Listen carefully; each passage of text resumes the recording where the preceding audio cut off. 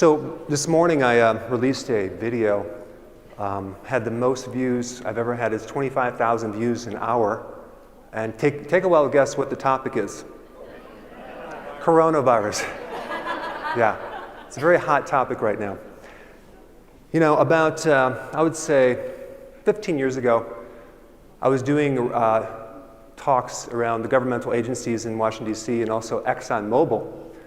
And they kicked me out. They actually said, you can't talk anymore. I called them up and said, why? They said, well, because you're recommending 45 eggs a day, and that's very bad for the heart. I said, no, I didn't say 45, I said 4 to 5. So they said, oh, okay, you can come back. So sometimes you have to clarify things. So disclosures, no financial ties to pharmaceutical, diagnostic, or medical devices, or food industry. Owner of drberg.com, Dr. Berg Supplements. Authored the Healthy Keto Plan. I organized a summit called the Healthy Keto Summit every year. And my bias is low carb.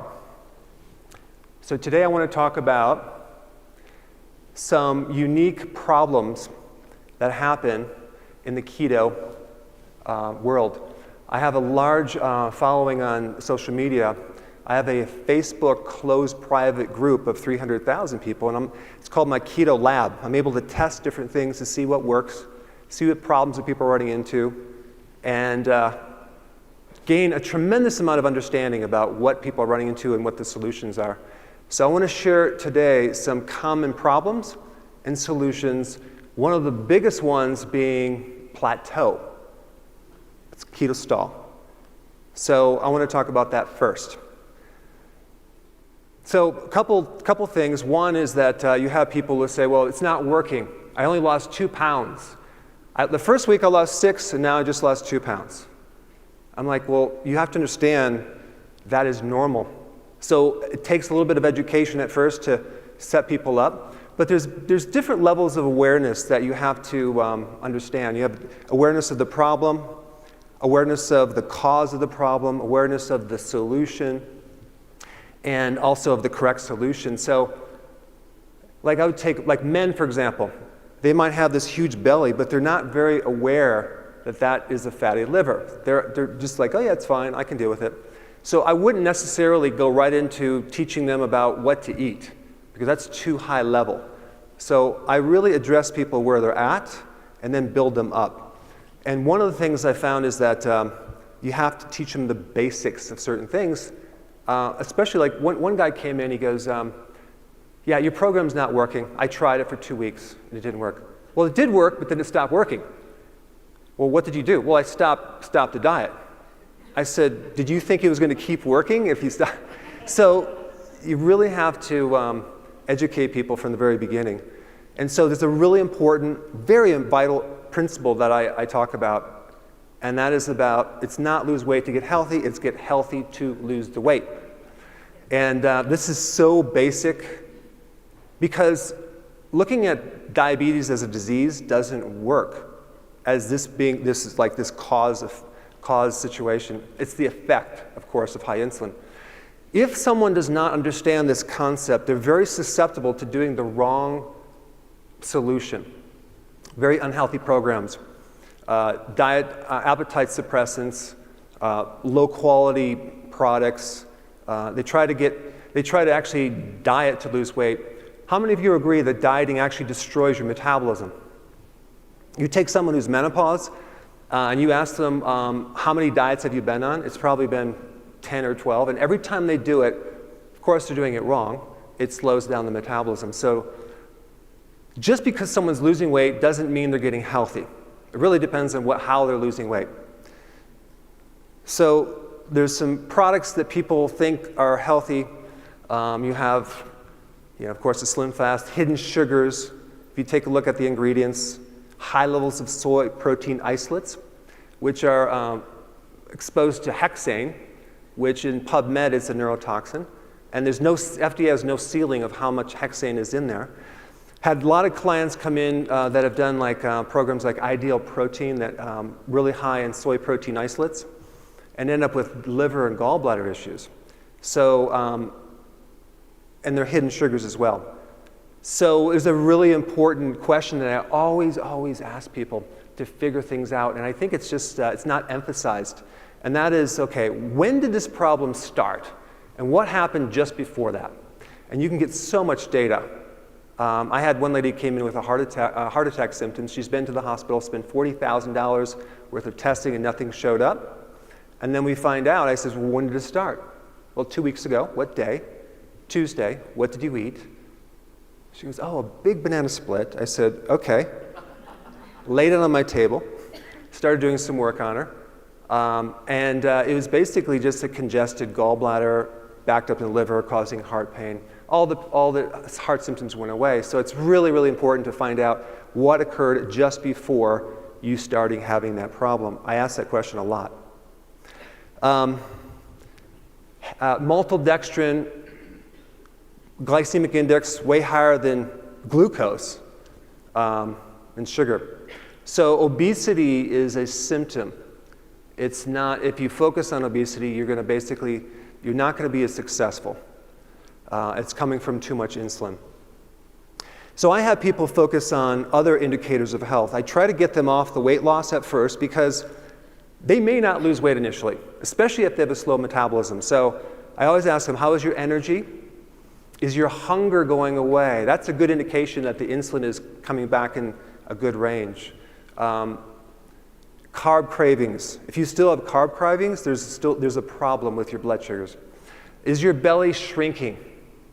There are women that are actually menopausal that have a lot of atrophy. And it looks just like fat, identical. Because what happens after menopause is sometimes you have a spike in cortisol. Cortisol tends to turn muscle protein into glucose, and then it raises insulin.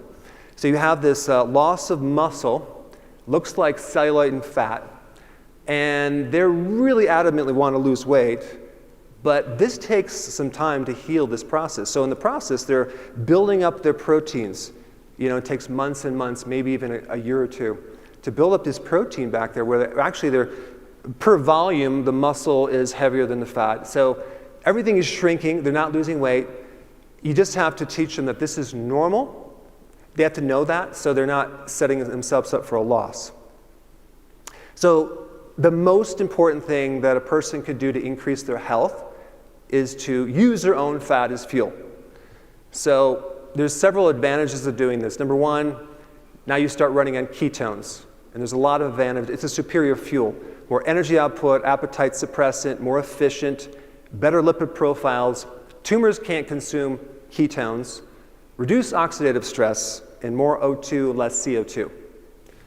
And then you have the benefits of reduction of insulin, which is the common denominator of so many health problems. I mean, inflammatory conditions, heart, of course diabetes, the fatty liver, high cholesterol, aneurysms, stroke, dementia. Other than that, it doesn't have any effects, but it's actually pretty connected to everything. So you get to do these two things. You know about the glycemic index, there's actually an insulin index too. How many of you are not familiar with the insulin index?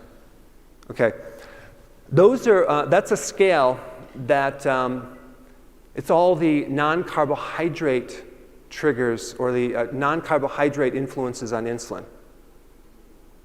And of course, fat is the lowest effect on insulin, but lean, low-fat protein, like whey protein, is very high on the scale of the insulin index.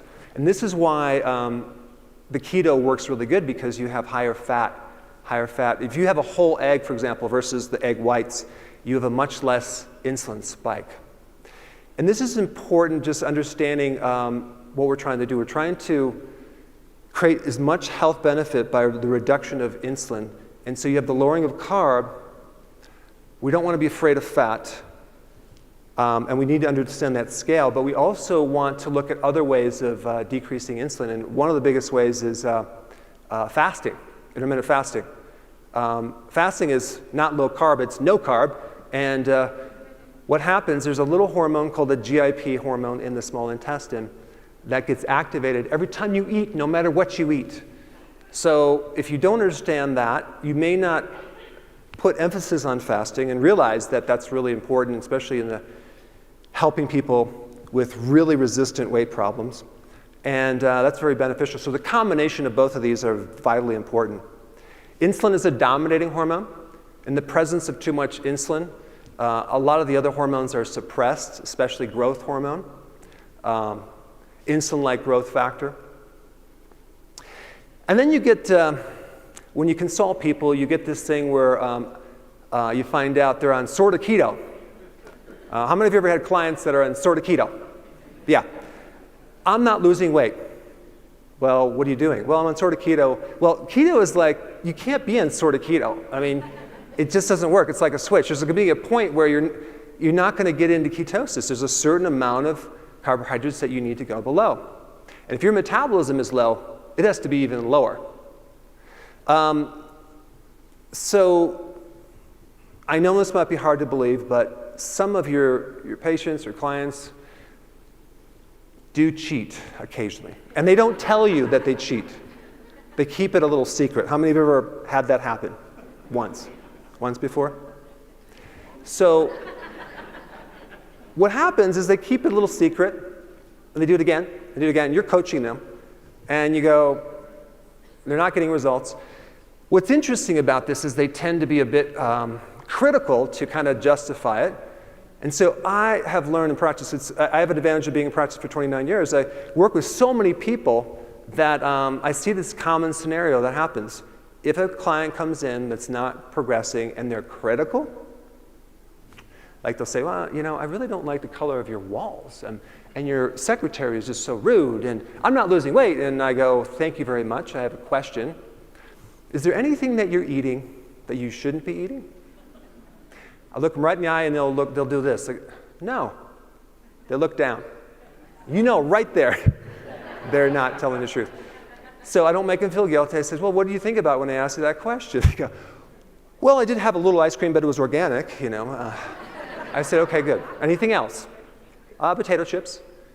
But I didn't have that many. I go, okay, how many do you have? Well, I did have a bag, okay. And I just keep going. Anything else? And you will be shocked to find out these guys are consuming massive amounts of junk food on the side. Found out this one lady, she was doing literally, I think, a whole bag of Oreo cookies every single day.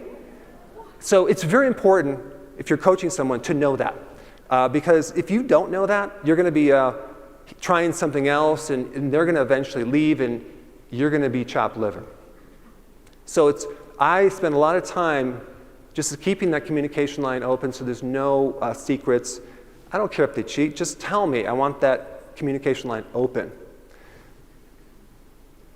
So for those people that have a very slow metabolism, and I know you have some clients that no matter what you do, they just can't, nothing works. Okay, let's put you on a 500-calorie diet. Still doesn't work. Have you exercised more? Oh, it doesn't work. Strict keto, it doesn't work. You ever have a client like that? Yeah. They're usually menopausal. They usually have the thyroid removed, the gallbladder removed, they're pre-diabetic, and they have a history of many different diets. And now they end up in your office, and you're like, okay, what do I got to do with this? So what I will do is I'll do all the things I told you, then I'll start to go down the list and start to really beef up, no pun intended, the intermittent fasting. So I will decrease the frequency of eating, and I'll have them fast longer. There's a really important rule that I tell my clients, and also even the videos right now, is that don't eat if you're not hungry. Do not eat if you're not hungry, because then you're going to be hungry when you eat, because it stimulates insulin. So then the blood sugar comes down.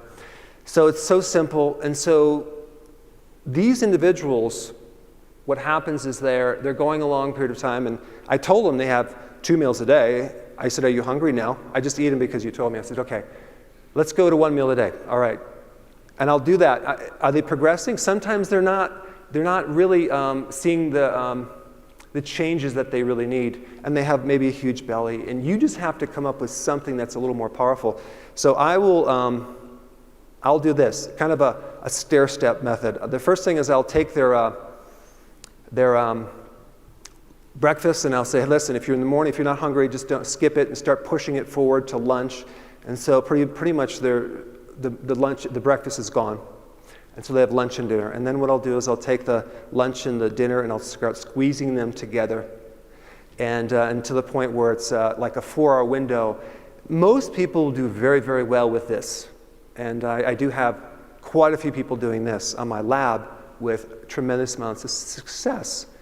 Some people need to do 1 meal a day. The key is making sure they have enough nutrients in that meal, to prevent things like hair loss, which I will cover. Now, some people need to go even a little bit longer. Not everyone, but I have put people that fast to the point where they're eating once every other day.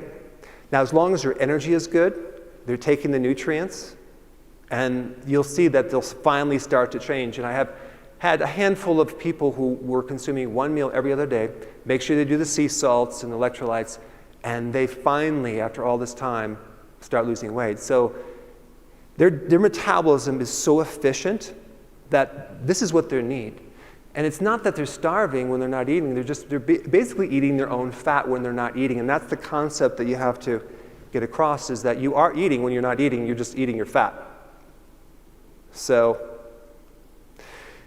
sleeping, interesting. Had a lady who, she lifted 3.5 million pounds at the gym over the course of a year and lost 1 single pound. And she came in very depressed, and I found out she was not sleeping. She was actually on the right, she was eating pretty good, but she wasn't sleeping. So I actually worked with her with sleeping. I actually told her to stop watching the news right before bed. That was the big problem.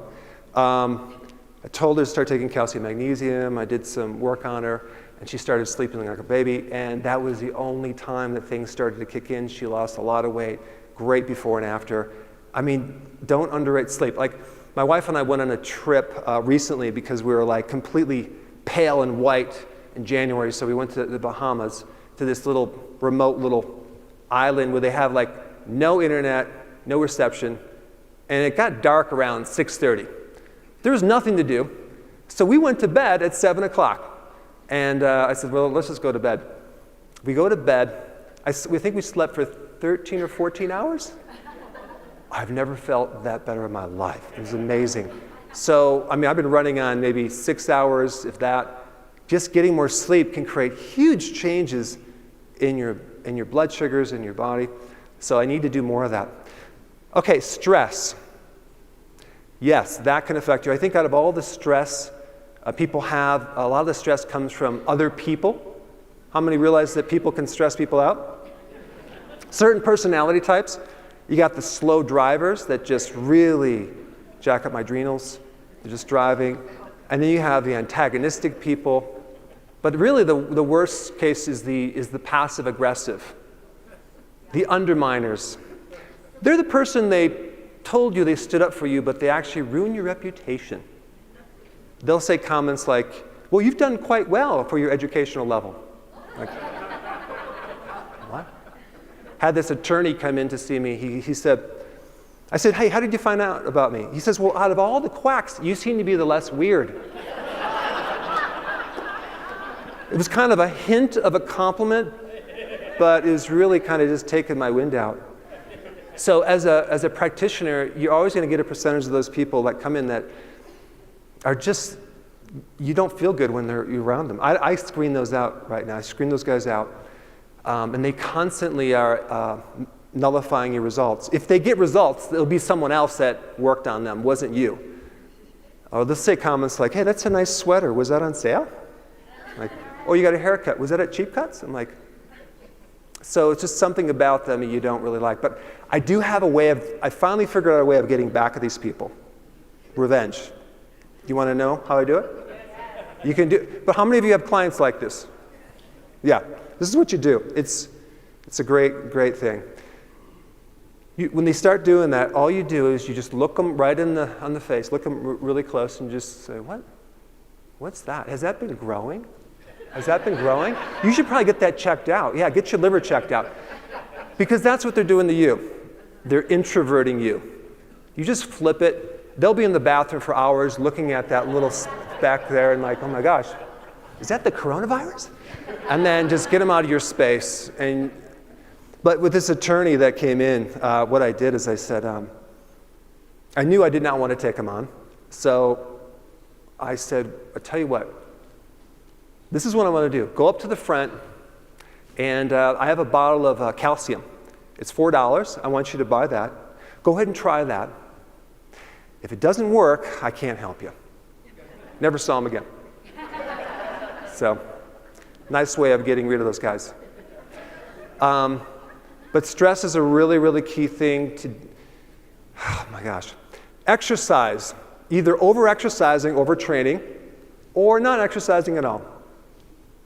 So regular, consistent exercise creates some really nice effects with a lot of things. Autophagy, the cleaning up of old damaged tissue, protects your immune system, keeps your body full of oxygen.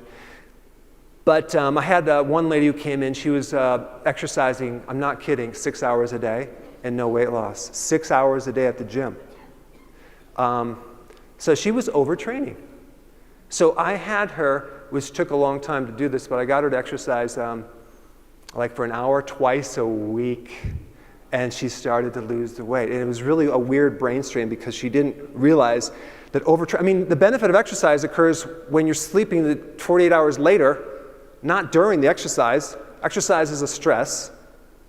The benefits are delayed. She didn't understand that. Okay, bloating. So I do recommend vegetables for most people, but if they start bloating, I take them off of it because they might have SIBO, small intestinal bacterial overgrowth. They might not deal with them. And so there's been a handful of people, not the majority, that just can't do well on vegetables. So I will adjust what I do. But I'll tell you why I recommend more vegetables in a bit. But if they're bloating, that can cut down on the weight loss because they're fluid retained. They're just holding the stress in the gut, and that's happened a handful of times. So you want to, just kind of look at that as well. Okay. Next thing is the transitional phase when you're getting into ketosis. There's this thing called keto fatigue. Has anyone ever experienced that? So I had a chance to just work with a lot of people and find out this is mostly potassium deficiency. And when you do keto, you're no longer running on carbs. So you're going to dump a lot of fluid because carbs retain fluid. And with that fluid becomes electrolytes, not just potassium, but sodium. Now, our bodies tend to retain sodium more than potassium. We don't have any mechanism to retain potassium hardly at all. So there's this false information being spread out there that potassium is dangerous on our body. Of course, if you have stage kidney disease, yes. But if you have healthy kidneys, it's not dangerous. In fact, potassium is protective of the kidney. If you want data on that, I have amazing research on that. You can ask me later. But the thing about potassium is out of all the nutrients, we need potassium in large amounts, 4,700 milligrams a day. If you take a look at what you have to eat to consume that, you're going to find out the majority of people are just not consuming enough potassium. So potassium is involved with a lot of things, fluid exchange, energy, it buffers uric acid. It's really an effective thing for blood pressure. Wow, it just brings blood pressure down. There's a lot of data on this. Also, heart rhythm really helps with arrhythmias because it's involved in the pacemaker. Nerve and energy, muscle, making HCl. But the main purpose of potassium is involved in the sodium-potassium pump in the cells. So you have these little pumps on the cell surface that you have 1 billion of them. Let me just go right to that first. Yeah, this is what they look like. They have one purpose, to keep the potassium inside the cell and the sodium outside the cell. To keep this electrical gradient, to keep these two minerals separate. That forms through the help of the insulated wall of that cell. It helps to develop a battery. the body allocates 30% of all of its energy to these pumps. And what this electrical energy does is it activates the nerve and the muscle tissue. So if you're deficient and this pump doesn't have enough raw material, you're going to get weakness and in the muscle and things like that. And so this is on Wikipedia, so you know it's true. They said it's the causes of a hypokalemia, low potassium, is look at the cause. One of the causes is going on a ketogenic diet. I don't know if I believe that, but I do know that you'd lose fluid with this, and so that could be the reason why. Also, one of the big symptoms of hypokalemia, the first one is feeling tired. So if you're into exercise and you're doing endurance exercise, if you take a little more potassium, you're going to find you can go a lot longer too, because your cellular pumps are recharged. So to prevent that, I recommend foods that are high in potassium on the ketogenic diet. I don't want to get too much into this, but the potassium and the insulated phospholipid layer on the cell acts as a capacitor, which basically stores electrical charge. Your cells are batteries.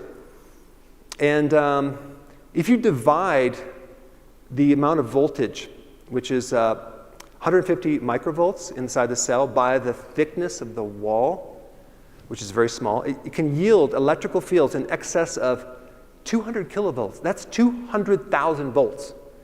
So certainly enough to break down any most insulators. So if you compare that to anything like underground cables, it smokes anything else. So your cells are just amazing how it can generate this incredible amount of voltage and activate muscles, and if you make sure that you give it the right nutrients. Beet tops have the most potassium. Per cup, 1,300. So, I mean, I don't consume beet tops, so it's spinach. The problem with spinach that I have on the keto is it's high in oxalates. If you're prone to kidney stones, I have them avoid spinach. Brussels sprouts, 600 something, cabbage, 300, tomatoes, 400, Swiss chard. So you can see avocados, 830 milligrams, asparagus, 400. So typically speaking, you're going to get a little more potassium with greens.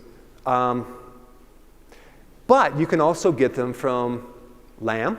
You can get potassium from lamb, 268 for 3 ounces. Can of tuna is 280. Brown steak, 3 ounces at 300. So you really just have to, you should probably yourself or with a client just start calculating how much potassium is a person really eating, and you may find that it's not even close. So you may want to substitute with calcium citrate or another type of calcium. I'm sorry, potassium. Okay, keto flu is purely a salt deficiency, sodium or chloride. No one's really talking about chloride. Salt is composed of 40% sodium and 60% chlorides. Chlorides are really necessary to make the hydrochloric acid. So it's a very important mineral, just as sodium. So when you do keto, you do need more sea salt, and so that will take care of the flu-like symptoms very quickly, and also weak muscles. Here's another gem. If you don't know this, this is a no-brainer. You're going to have clients come to you that have peripheral neuropathy, and there's a really good remedy that seems to work the majority of the time. Because hyperglycemia depletes vitamin B1. And B1 is involved in making myelin sheath. It protects the cells against the complications of high sugar. It's considered a nerve vitamin. When you're low in B1, you get neuritis. You get that excessive thinking, and like nervous anxiety. I like the best source of B1 being nutritional yeast. It's more of a natural type. It rids lactic acid. So if you put someone on metformin, one of the side effects, it's rare, is lactic acidosis. B1 reduces that complication. So if you have someone on metformin, if you have them on B12 and B1, that would be very smart. It's involved in 4 different steps in the Krebs cycle in the mitochondria and the generation of ATP. So it's like the spark plug that occurs when you have fuel and oxygen coming into that Krebs cycle.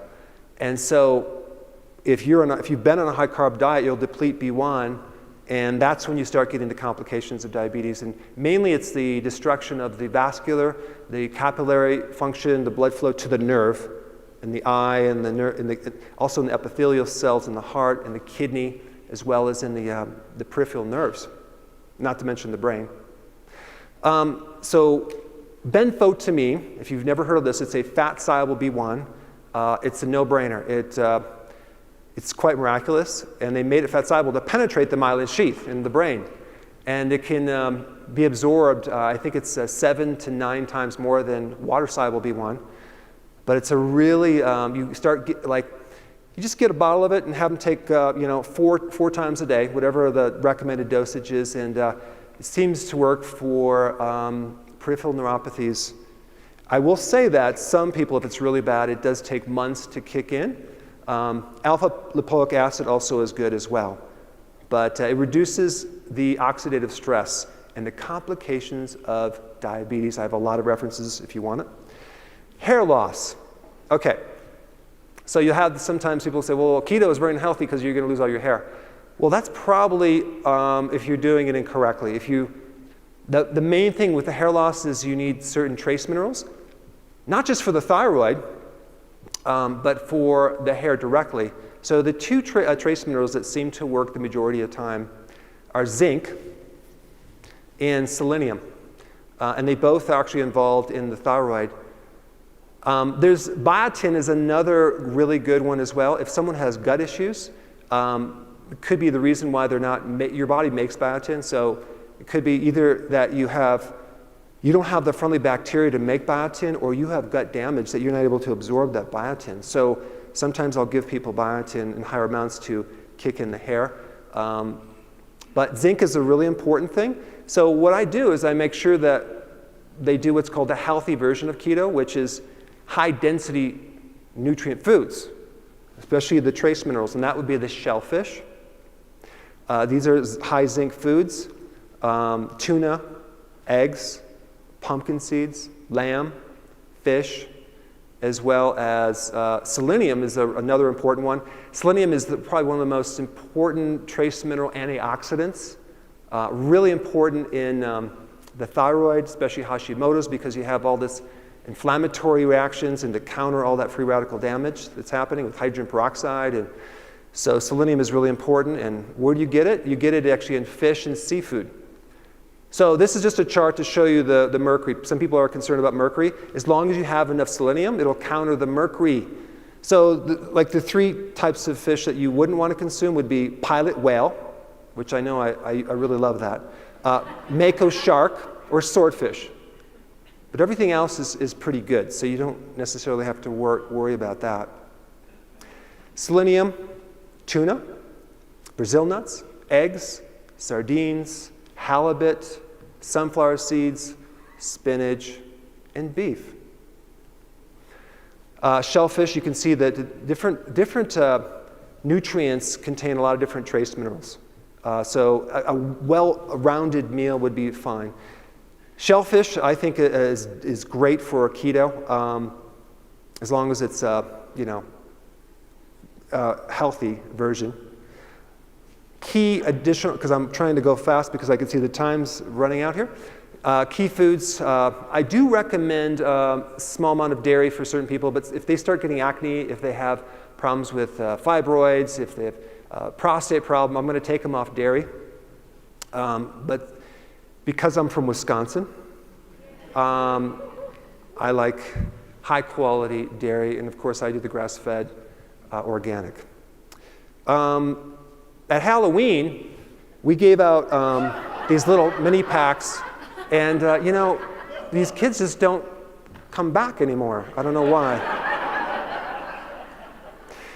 I want to thank you for coming and listening, and have a wonderful afternoon. Thank you very much.